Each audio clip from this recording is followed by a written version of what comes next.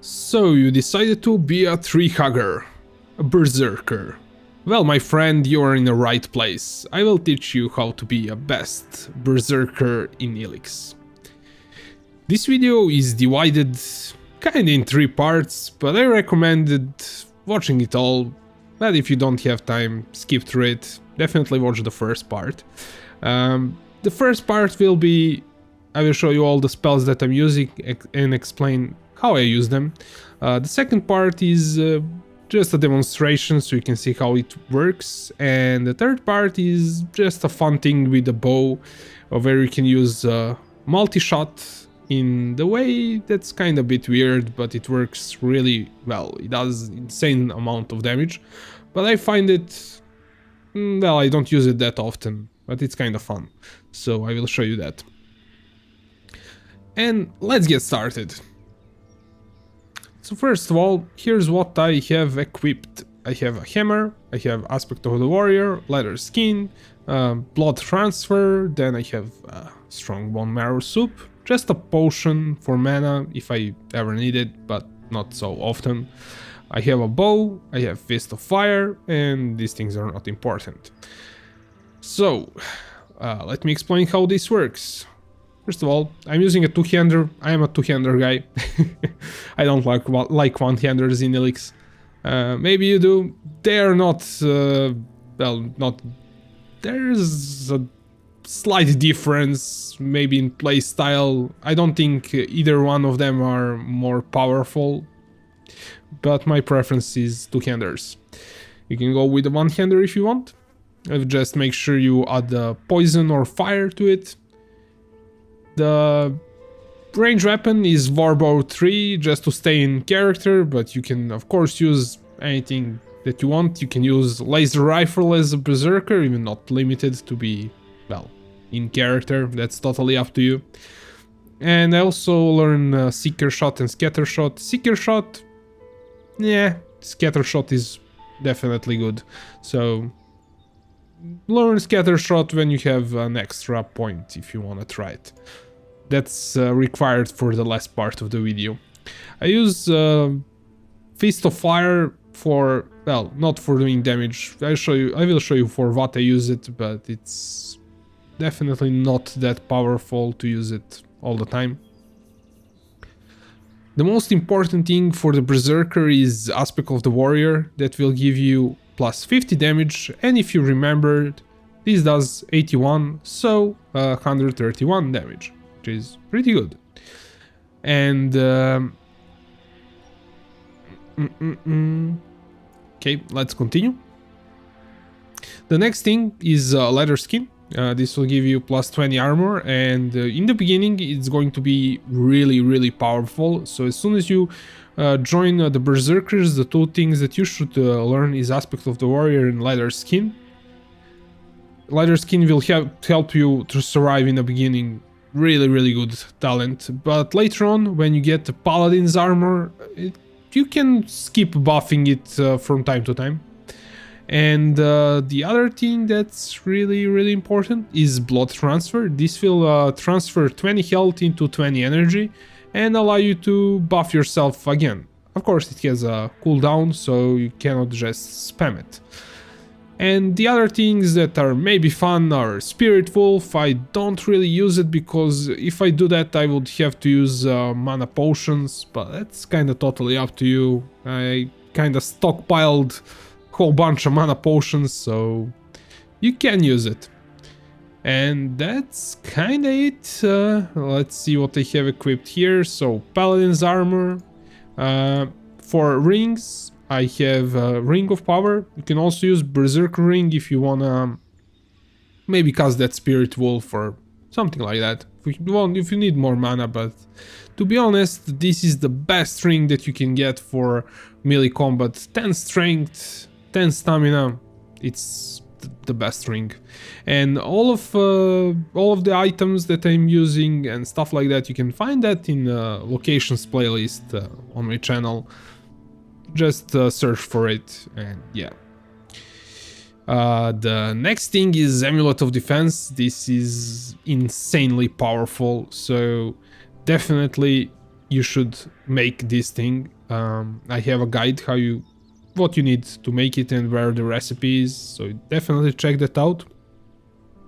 This will give you the last stand ability, so basically one spare combat you will be able to get revive, so if your health gets to 0, it gets back up to full. And that is why you actually are really tanky, and that leather skin later on, it's not that important. I usually cast it, but sometimes if I am low on mana, I skip leather skin.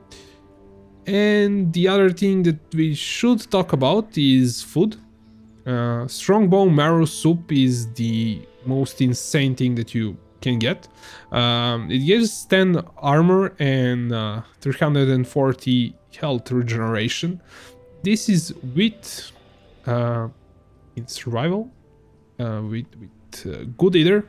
This will increase your health regeneration from food by 3 times. So it's 120, I think, if you don't have the talent. It's still powerful, but with that talent, it's insanely powerful.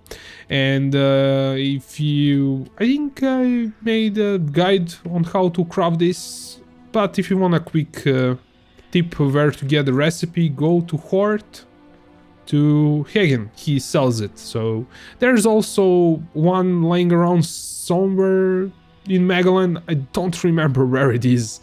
I did find it, but before I made the guide, so yeah. And that's kind of all for the spells and stuff like that. I kind of think if you want to try it out, you should do it right away if you want. But let me show you how that works. So let's get teleported somewhere. Okay guys, let's have ourselves a quick demonstration. So first of all, we want to buff ourselves, so 2, 3, then 4 to restore our mana. And after that, when 30 seconds pass, I would press 4 again to restore even more mana. So what you do, probably, if you're lower level, you just pull one mob, continue shooting at it until it gets to you, then you pull out your melee weapons, dodge, and have fun with your hammer. Or if you're feeling adventurous, you can run into whole bunch of enemies. It's a good idea to dodge this first attack when you're fighting trolls and cyclopses.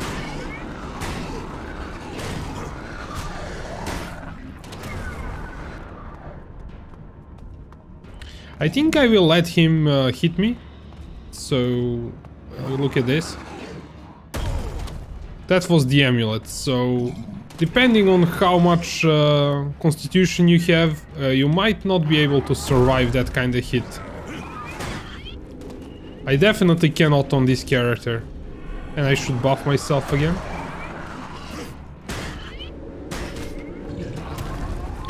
So you should be extra careful when you don't have the amulet.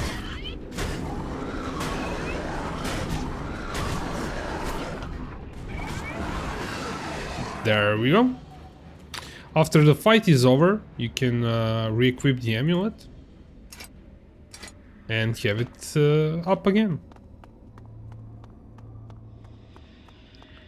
I do want to show you guys how food works, so let's actually pull something and let them get the amulet. Actually, they don't have to get the amulet.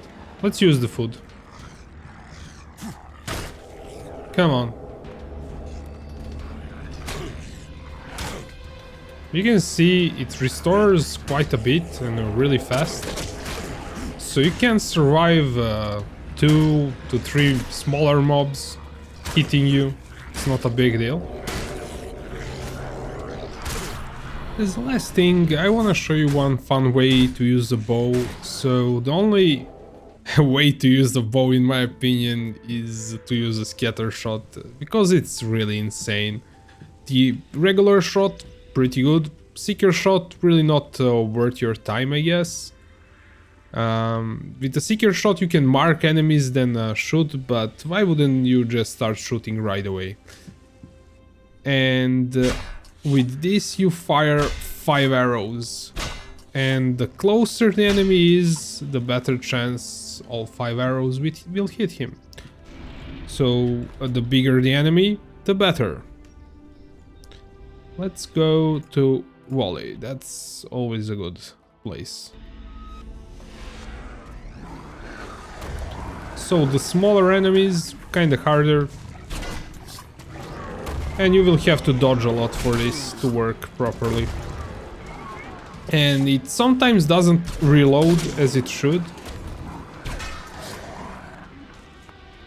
I really want to get that Cyclops, not these guys.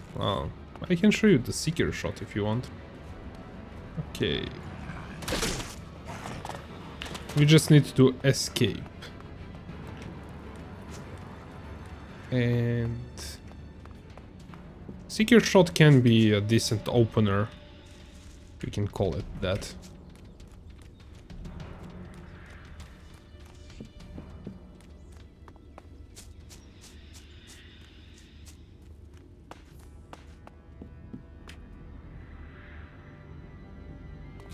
So you can mark it and then shoot. Mark it. It should work no matter how you shoot. But it's kind of waste of time in my opinion, since you can, if you're already aiming, why not have a bit of fun with aiming? The cool thing is, if you have a group of enemies, you can mark 3 or 4 enemies, then shoot all of them, which is... I don't know, I don't do it that often. But on this big enemy, we'll do a scatter shot.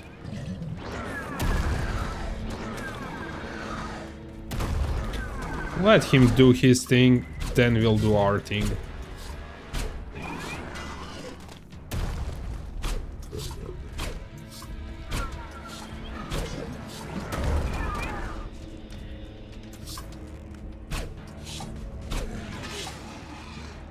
There we go. So that's how you do that.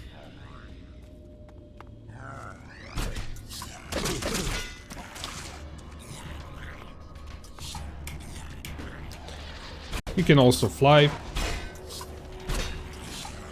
Some of the enemies will repel your arrows, just so you know it. I think there should be... Okay, so middle click. That one is too far away. Middle click. Middle click.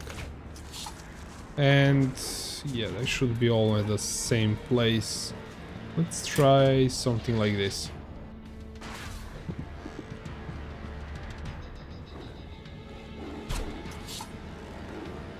And it doesn't matter if I shoot like this or like that. Oh, that guy is also...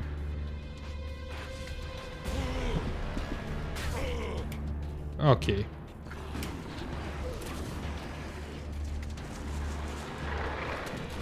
So you can kind of escape, mark, then shoot, mark, shoot, and so on. So you can try marking both of them, then shooting, marking both of them, then shooting, but that's kind of not that easy when they're going for you.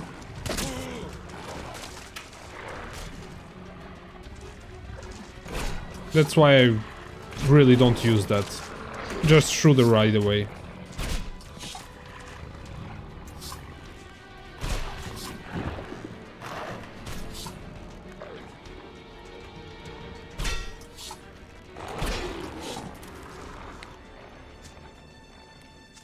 And we have a troll, again, demonstration.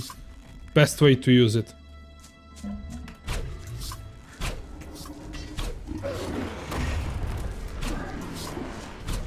Just shoot him in the ass. And that works. Before I forget, one last thing. I wanna show you why I use Fists of Fire.